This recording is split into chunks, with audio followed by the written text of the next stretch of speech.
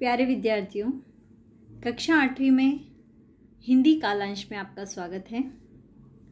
आज हम पढ़ेंगे हिंदी की पूरक पाठ्यपुस्तिका भारत की खोज। भारत की खोज का आज हम पढ़ेंगे अध्याय 6, जिसका नाम है अंतिम दौर 1। भारत राजनीतिक और आर्थिक दृष्टि से पहली बार एक अन्य देश का पुछल्ला बनता है। भारत में अंग्रेजी राज्य की स्थापना उसके लिए एकदम नई घटना थी, जिसकी तुलना किसी और राजनीतिक अथवा आर्थिक परिवर्तन से नहीं की जा सकती थी। भारत पहले भी जीता जा चुका था, लेकिन ऐसे आक्रमणकारियों द्वारा जो उसकी सीमाओं में आकर बस गए और अपने को भारत के जीवन में शामिल कर लिया। उसने अपनी स्वाधीनता कभी नहीं खोई थी और वह कभी गुलाम नहीं बना था। भारत कभी ऐसी राजनीतिक और आर्थिक व्यवस्था में नहीं बंधा था जिसका संचालन केंद्र उसकी धरती से बाहर हो। अब यहाँ पे नेहरू जी कहना चाह रहे हैं कि भारत पर अब एक ऐसी शक्ति ने अपना कब्जा कर लिया था जिसने उसे गुलाम बनाने का प्रयत्न किया था। हालांकि भारत पर पहले भी कई आक्रमण हुए, कई लोगों ने उस पर अपना कब्जा किया, परंतु इस समय बात कुछ और थी। भारत में अंग्रेजी राज्य की स्थापना कुछ इसी प्रकार की और एक अनोखी घटना थी, जिसकी तुलना किसी और राजनीतिक या आर्थिक परिवर्तन से नहीं की जा सकती थी। भारत पहले भी जीता जा चुका था, भारत पर पहले भी हमले हुए थे, परंतु जिन आक्रमणकारियों ने भारत पर हमला किया था वे भारत की ही सीमाओं में आकर रहने लगे थे और उन्होंने भारत को अपना लिया था। भारत के जनजीवन को उन्होंने अपने जनजीवन में शामिल कर लिया था। उसने अपनी स्वाधीनता कभी नहीं खोई थी, स्वतंत्रता कभी नहीं खोई थी, लेकिन अब अंग्रेजी राज्य की स्थापना के बाद भारत गुलाम बन चुका था। भारत कभी ऐसी राजनीतिक और आर्थिक व्यवस्था में नहीं बंधा था जिसका संचालन केंद्र किसी अन्य धरती से हो रहा हो, यानी बाहर की जो शक्ति थी जिसका संचालन था, भारत का जो संचालन था, वह किसी और देश के हाथ में चला गया था। वह कभी ऐसे शासक वर्ग के अधीन नहीं रहा जो अपने मूल और चरित्र दोनों में स्थायी रूप से विदेशी था। नया पूंजीवाद सारे विश्व में जो बाजार तैयार कर रहा था, उससे हर सूरत में भारत के आर्थिक ढांचे पर प्रभाव पड़ना ही था। लेकिन जो परिवर्तन हुआ वह स्वाभाविक नहीं था और उसने भारतीय समाज के पूरे आर्थिक और संरचनात्मक आधार का विघटन कर दिया। यह ऐसी व्यवस्था थी जिसका संचालन बाहर से होता था, जो उस पर लाद दी गई थी। भारत के साथ पहले कभी ऐसा नहीं हुआ था। अब वो एक ऐसे वर्ग का या ऐसे शासक वर्ग का गुलाम बन चुका था जो मूल और चरित्र रूप दोनों ही रूप से विदेशी था। नया पूंजीवाद सारे विश्व में जो बाजार तैयार कर रहा था, उससे हर हाल में भारत के आर्थिक ढांचे को प्रभावित किया था। लेकिन जो परिवर्तन हुआ वह स्वाभाविक नहीं था। उसने भारतीय समाज की जो पूरी आर्थिक और संरचनात्मक आधार था, उसको पूरी तरह से समाप्त कर दिया था, उसका विघटन कर दिया था। यह एक ऐसी व्यवस्था थी जिसका संचालन बाहर से होता था और यह जबरदस्ती भारत पर लाद दी गई थी। भारत ब्रिटिश ढांचे का औपनिवेशिक और खेतीहर पुछल्ला बनकर रह गया। अंग्रेजों ने अपने अंग्रेजी नमूने का अनुसरण करते हुए बड़े जमींदार पैदा किए। उनका लक्ष्य था लगान की शक्ल में अधिक से अधिक रुपया जल्दी से जल्दी इकट्ठा किया जाए। इसलिए एक ऐसे वर्ग को पैदा करना ज़रूरी समझा गया जिसके स्वार्थ अंग्रेज़ों के स्वार्थ से अभिन्न हो। अब भारत में ब्रिटिश ढांचे का औपनिवेशिक भारत जो था वह ब्रिटिश ढांचे का औपनिवेशिक और खेतीहर पुछल्ला बनकर रह गया था। अंग्रेज़ों ने यहाँ पे क्या किया, बड़े बड़े ज़मींदार पैदा किए।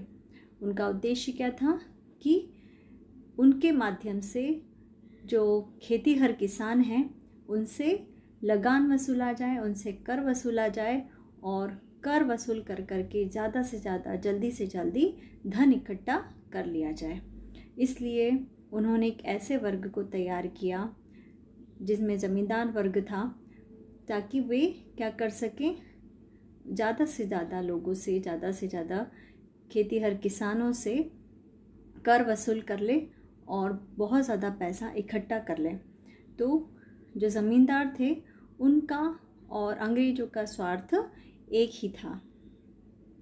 ब्रिटिश शासन ने इस तरह अपनी स्थिति को सुदृढ़ किया।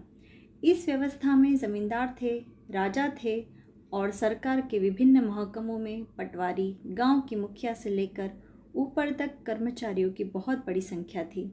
सरकार के दो खास महकमे थे, मालगुजारी और पुलिस। इन दोनों के ऊपर हर ज़िले में कलेक्टर या जिला मजिस्ट्रेट होता था, जो शासन की धुरी था। अब ब्रिटिश सरकार जो करना चाहती थी, कर के माध्यम से पैसा इकट्ठा करना चाहती थी, इसके लिए उन्होंने एक बहुत बड़ी व्यवस्था तैयार की और इस व्यवस्था में ज़मींदार लोग थे, राजा लोग थे, सरकार के अलग अलग विभागों में पटवारी, गांव के मुखिया, फिर मुखिया से लेकर ऊपर तक के बड़े बड़े कर्मचारी, अर्थात एक बहुत बड़ी संख्या थी जो कर वसूल करने के लिए तैयार थी। सरकार के दो खास महकमे थे, सरकारी दो विभाग थे। एक विभाग था मालगुजारी, जिसके द्वारा लोगों से क्या किया जाता था, पैसा कर के माध्यम से वसूल किया जाता था, और दूसरा था पुलिस। इन दोनों के ऊपर कलेक्ट्रेट, जिला कलेक्टर और मजिस्ट्रेट हुआ करते थे। ये शासन की धुरी थे, ये शासन का केंद्र हुआ करते थे। इस तरह भारत को साम्राज्यवादी उद्देश्यों के लिए बिना कुछ भुगतान किए अड्डे की तरह इस्तेमाल तो किया ही गया। इसके अलावा उसे इंग्लैंड में ब्रिटिश सेना के एक हिस्से के प्रशिक्षण का खर्च भी उठाना पड़ा। इस राशि को कैपिटेशन चार्ज कहा जाता था। वास्तव में भारत को ब्रिटेन के हर तरह के दूसरे खर्च भी उठाने पड़ते थे। अब इस प्रकार भारत से अधिक पैसा कमाया जाने लगा। फिर भारत को साम्राज्यवादी उद्देश्यों के लिए बिना कुछ पैसा दिए अड्डे की तरह इस्तेमाल होने लगा। इसके अलावा उसे इंग्लैंड में ब्रिटिश सेना के एक हिस्से को प्रशिक्षित करने का खर्चा भी उठाना पड़ता था। इस राशि को कैपिटेशन चार्ज कहते थे। वास्तव में भारत को ब्रिटेन के हर तरह के दूसरे खर्च भी उठाने पड़ते थे। 19वीं शताब्दी के दौरान भारत में ब्रिटिश राज के इतिहास से किसी भी भारतीय को निश्चित रूप से मायूसी होगी और क्रोध आएगा। फिर भी इससे अनेक क्षेत्रों में अंग्रेज़ों की श्रेष्ठता का, यहाँ तक कि हमारी फूट और कमज़ोरियों से लाभ उठाने की क्षमता का पता चलता है। अगर हम 19वीं शताब्दी का भारत देखें और भारत में ब्रिटिश राज का इतिहास देखें तो ज़रूर ही भारतीयों को, जो भी भारतीय इस बात को जानेंगे, उन्हें ज़रूर ही उदासी होगी और निश्चित ही क्रोध भी आएगा। और ये भी पता चलेगा कि अंग्रेज़ों ने किस प्रकार से हमारे देश में फूट डाली और हमारी कमज़ोरियों का फ़ायदा उठाया, और इस कार्य में अंग्रेज़ लोग जो थे, अंग्रेजी शासक जो थे, वो कितने कुशल थे। आगे बढ़ते हैं अगले भाग की ओर। भारत में ब्रिटिश शासन के अंतर्विरोध, राम मोहन राय, बंगाल में अंग्रेजी शिक्षा और समाचार पत्र।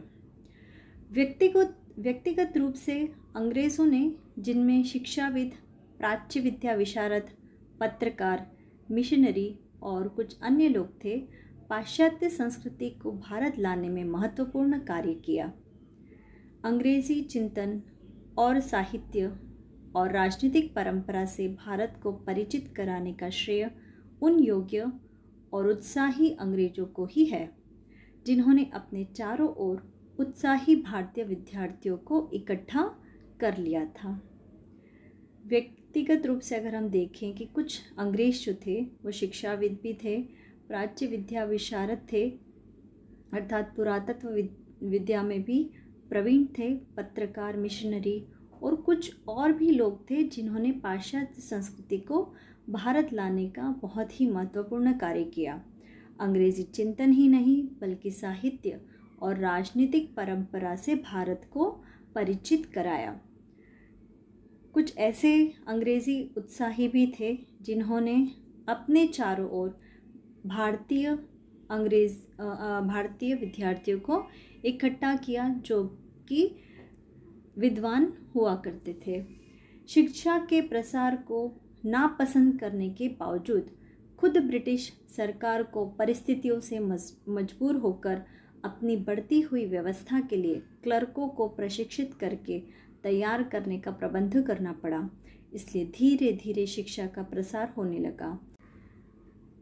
यह शिक्षा सीमित भी थी और गलत ढंग की भी, फिर भी उसने नए और सक्रिय विचारों की दिशा में दिमाग की खिड़कियां और दरवाजे खोल दिए। धीरे धीरे परिवर्तन होने लगा और आधुनिक चेतना का प्रसार हुआ। वैसे तो ब्रिटिश जो थे वे शिक्षा के प्रसार को पसंद नहीं करते थे, कहाँ भारत में, परंतु फिर भी उन्हें क्या करना पड़ा, अपनी परिस्थितियों को और ज़्यादा मजबूत करने के लिए यहाँ की जो व्यवस्था है, आर्थिक व्यवस्था है, उसे सुधारने के लिए क्लर्कों को प्रशिक्षित करना पड़ा, उन्हें प्रशिक्षण देना पड़ा और एक प्रबंध तैयार करना पड़ा, एक व्यवस्था तैयार करनी पड़ी। और इसीलिए धीरे धीरे शिक्षा का भारत में प्रसार होने लगा। यह शिक्षा सीमित थी, एक उसका सीमित दायरा था और गलत ढंग की भी थी, फिर भी उसने नए और सक्रिय विचारों की दिशा में दिमाग की खिड़कियां खोल दी और धीरे धीरे देश में आधुनिक चेतना का प्रसार होने लगा। यूरोप के विचारों से बहुत सीमित वर्ग प्रभावित हुआ क्योंकि भारत अपनी दार्शनिक पृष्ठभूमि को पश्चिम की तुलना में बेहतर समझते हुए उससे चिपका रहा। पश्चिम का वास्तविक आघात और प्रभाव तो जीवन के व्यवहारिक पक्ष पर हुआ। नई तकनीक, रेलगाड़ी, छापाखाना, दूसरी मशीनें, युद्ध के अधिक कारगर तरीके, यह सब ऐसी बातें थीं जिनकी उपेक्षा नहीं की जा सकती थी। सबसे प्रकट और व्यापक परिवर्तन यह हुआ कि खेती हर व्यवस्था टूट गई और उसका स्थान वैयक्तिक संपत्ति और ज़मींदारी ने ले लिया। अब यूरोप के जो विचार थे उनका प्रभाव कुछ एक ही वर्ग पर ज़्यादा हुआ। ज़्यादातर जो भारतीय थे वो अपनी दार्शनिक पृष्ठभूमि को पश्चिम की तुलना में ज़्यादा अच्छा समझते थे और इसीलिए उन्होंने अपनी दार्शनिक पृष्ठभूमि को नहीं छोड़ा। पश्चिम का वास्तविक आघात और प्रभाव ज़्यादातर व्यवहारिक पक्ष पर हुआ। नई तकनीकें भी आईं जैसे रेलगाड़ी, छापाखाना, अन्य मशीनें और युद्ध के नए कारगर तरीके भी इस समय उनका विकास हुआ। ये कुछ ऐसी चीज़ें थी जिनकी उपेक्षा नहीं की जा सकती थी। सबसे ज़्यादा व्यापक परिवर्तन अगर कहीं हुआ तो वह थी खेती हर व्यवस्था। वह चकनाचूर हो गई थी और उनका खेती हर किसानों का फ़ायदा भी उठाया जाता था, उन पर बहुत ज़्यादा कर लगाया जाता था। उसके स्थान पर व्यक्तिगत संपत्ति और ज़मींदार ये ज़्यादा उस समय बहुत ज़्यादा उन लोगों को फ़ायदा होने लगा। मुद्रा केंद्रित अर्थव्यवस्था का चलन हुआ और ज़मीन बिकाऊ वस्तु हो गई। देश के किसी और बड़े हिस्से की अपेक्षा बंगाल ने बहुत पहले इन परिवर्तनों को देखा और अनुभव किया, क्योंकि बंगाल में ब्रिटिश शासन 50 वर्ष पहले स्थापित हो चुका था। 18वीं शताब्दी में बंगाल में एक अत्यंत प्रभावशाली व्यक्तित्व का उदय हुआ। ये थे राजा राम मोहन राय। वे नए ढंग के व्यक्ति थे जिनमें प्राचीन और नवीन ज्ञान का मेल था। भारतीय विचारधारा और दर्शन की उन्हें गहरी जानकारी थी। अब यहाँ पे बताया कि जो मुद्रा केंद्रित अर्थव्यवस्था है उसका चलन भी ब्रिटिश शासन के समय हुआ। जमीन जो थी वो बिकाऊ हो गई। देश के किसी और बड़े हिस्से की अपेक्षा बंगाल में सबसे ज़्यादा परिवर्तन या सबसे पहले इस प्रकार के परिवर्तनों को देखा गया, क्योंकि वहाँ पे ब्रिटिश शासन 50 वर्ष पहले ही स्थापित हो गया था। 18वीं शताब्दी में बंगाल के एक अत्यंत प्रभावशाली व्यक्तित्व का उदय हुआ, जो कि थे राजा राम मोहन राय। वे एक नए ढंग के व्यक्ति थे। उनमें प्राचीन और नवीन ज्ञान का मेल था। भारतीय विचारधारा और दर्शन की उन्हें बहुत गहरी जानकारी थी। वे न सिर्फ संस्कृत बल्कि फारसी और अरबी के विद्वान भी थे और उस हिंदू मुस्लिम संस्कृति की उपज थे जो उस समय भारत के सुसंस्कृत वर्ग के लोगों पर छाई हुई थी। उन्होंने अंग्रेजी और पश्चिम के धर्म और संस्कृत के स्रोतों की खोज के लिए ग्रीक, लातीनी और इब्रानी भाषाएं सीखी। पश्चिमी सभ्यता के विज्ञान और तकनीकी पक्षों ने भी उन्हें आकर्षित किया। अपने दार्शनिक और विद्वत्तापूर्ण झुकाव के कारण राजा राम मोहन राय अनिवार्य रूप से प्राचीन साहित्यों की ओर झुक गए। तुलनात्मक धर्म के अध्ययन की पद्धति की खोज करने वाले दुनिया के वे पहले उत्साही व्यक्ति थे और शिक्षा को आधुनिक सांचे में ढालकर उसे पुरानी पंडिताओं पद्धति के चंगुल से निकालने के लिए बहुत उत्सुक थे। यहाँ पे बताया गया है कि जो राजा राम मोहन राय थे उस समय हिंदू मुस्लिम संस्कृति के जनक थे। उस समय भारत के सुसंस्कृत वर्ग के लोगों पर यही संस्कृति छाई हुई थी। उन्होंने अंग्रेजी और पश्चिम के धर्म और संस्कृत के स्रोतों के खोज के लिए ग्रीक, लातीनी और इब्रानी आदि भाषाएं भी सीखी। पश्चिम सभ्यता में उन्हें क्या पसंद था? विज्ञान और तकनीकी का आधुनिकीकरण। वे इस और इनका झुकाव सबसे ज़्यादा था। वे बहुत ही विद्वान थे और अनिवार्य रूप से प्राचीन साहित्य की ओर उनका झुकाव ज़्यादा था। तुलनात्मक धर्म के अध्ययन की पद्धति की खोज करने वाले वे दुनिया के सबसे पहले उत्साही व्यक्ति थे और शिक्षा को आधुनिक सांचे में ढालने वाले भी वे ही थे। उन्हें पुरानी पंडिताओं पद्धति का जो जाल था उससे बहुत ही घृणा थी। उन्होंने गवर्नर जनरल को गणित, भौतिक विज्ञान, रसायन शास्त्र, जीवन विज्ञान और अन्य उपयोगी विज्ञानों की शिक्षा की आवश्यकता पर जोर देते हुए लिखा था। इन सबसे अधिक वे समाज सुधारक थे। आरंभ में उन पर इस्लाम का प्रभाव पड़ा और बाद में कुछ हद तक ईसाई मत का, लेकिन वे अपने धार्मिक आधार पर दृढ़ता से जमे रहे। परंतु उन्होंने इस धर्म को उन कुरीतियों और कुप्रथाओं से मुक्त करने का प्रयास किया जो उसके साथ संबद्ध हो गई थी। ब्रिटिश सरकार ने सती प्रथा पर रोक उन्हीं के आंदोलन के कारण लगाई थी। तो यहाँ पे बताया गया है कि जो राजा राम मोहन राय थे उन्होंने गवर्नर जनरल को भी गणित, भौतिक विज्ञान, रसायन शास्त्र, जीव विज्ञान आदि जो उस समय उपयोगी विज्ञान थे उनकी शिक्षा की आवश्यकता पे जोर देते हुए लिखा था। वे उस समय के सबसे बड़े समाज सुधारक थे। उनके जीवन पर पहले तो इस्लाम धर्म का प्रभाव पड़ा और फिर ईसाई मत का भी। इन धर्मों की जो सबसे अच्छी बातें थी उन्होंने उन बातों को ग्रहण किया, परंतु फिर भी वे धार्मिक आधार पर जमे रहे और उन्होंने धर्म से संबंधित जो कुरीतियाँ थी, कुप्रथाएं थी, उनका विरोध किया। यही नहीं, ब्रिटिश सरकार के दौरान सती प्रथा पर जो रोक लगाई गई वो भी उन्हीं के प्रयासों और उन्हीं के आंदोलनों के कारण लगाई गई थी। तो यहाँ पे ये भाग हमारा समाप्त हुआ। अगला भाग हम पढ़ेंगे अगले कालांश में।